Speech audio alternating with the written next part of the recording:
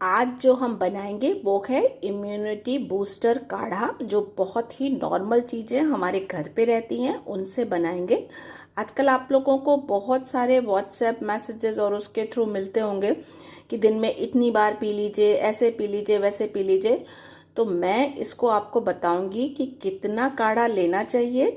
कुछ भी नहीं ले लीजिए क्योंकि हार्म भी हो सकता है। ये चीज़ों की तासीर बहुत गर्म है और अपने इंडिया में इस वक्त गर्मी का ही माहौल चल रहा है, तो इस मौसम में सावधानी पूर्वक लेना चाहिए।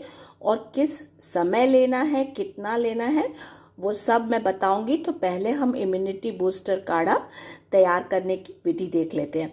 ये बहुत ही सिंपल काढ़ा हम बनाएंगे, लेकिन जिससे आपको फ़ायदा काफ़ी होगा। इस जो टाइम आपको पता है इस वक्त ऐसा वायरल इन्फेक्शन का चल रहा है, तो पिछले साल तो उससे बहुत सारे तरह तरह के काढ़े आए, लोगों ने कहा बनाइए पीजिए। लेकिन अभी क्या है कि ये सेकेंड वेव तो और ख़तरनाक है। तो एक तो घर से आप मत निकलिए, सफाई हाइजीन का ध्यान रखिए, बार बार हाथ धोइए, मास्क ठीक से पहनिए अगर बाहर जाना भी पड़े।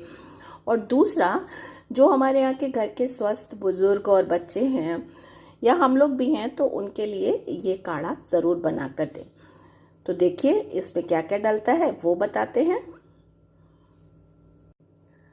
तो इसके लिए हम जो लेंगे सामग्री वो बहुत ही सिंपल सी सामग्री है। 1 गिलास मैं पानी ली हूँ, ये मतलब 300 ml पानी है।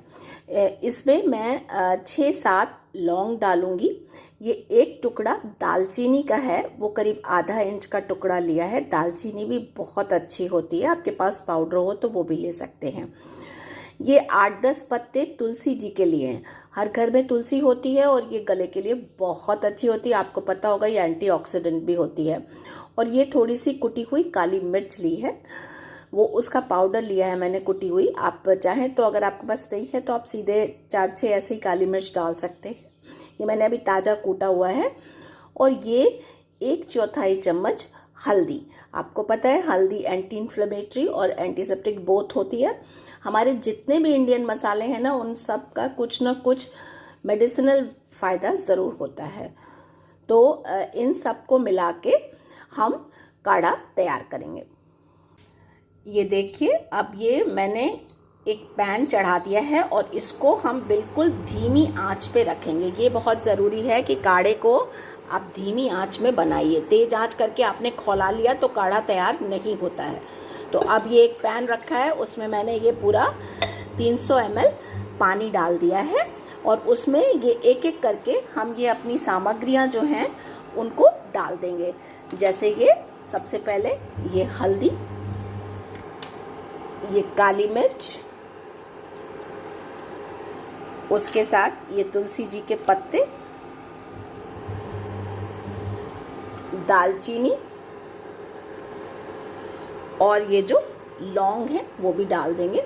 और इनके संग अब हम इसे कम से कम 10 से 15 मिनट धीमी आंच पर ही पकाएंगे।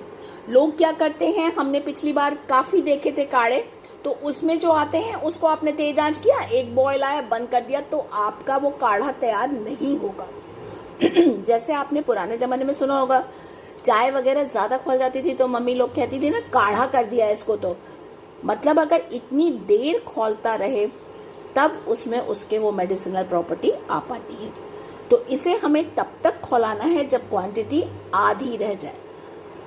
मतलब अगर हमने 300 ml लिया है तो ये 150 ml रह जाए। और आंच को तेज करके खौलाना नहीं है, धीमी आंच पे इसे हमें पकाना है। इसमें 10 मिनट से 15 मिनट का टाइम लगेगा और इसको ढक्कन नहीं ढकना है, ये ज़रूर ध्यान रखिए। इसको धीमी आंच पे ऐसे ही खुला पकाना है। तो अब मैं इसे छोड़ देती हूँ 15 मिनट के लिए। ये देखिए, अब मुझे इसमें 20 मिनट लगे हैं। अब मैंने इसको बंद कर दिया है और अब ये हल्का सा ठंडा हुआ है। पूरा ठंडा नहीं करना है क्योंकि इसको कुनकुना ही, मतलब हल्का गर्म, ल्यूक वार्म पीना है। अब इसको हम एक ग्लास में छान लेंगे। देखिए ये सिर्फ 100 to 150, ये देखिए छानने के बाद ये सिर्फ 125 ml हमारा बचा है, करीब 135।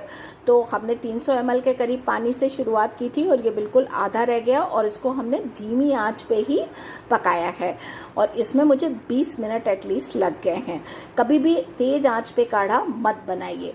तो ये बस तैयार है हमारा एक बहुत ही अच्छा इम्यून बूस्टर काढ़ा।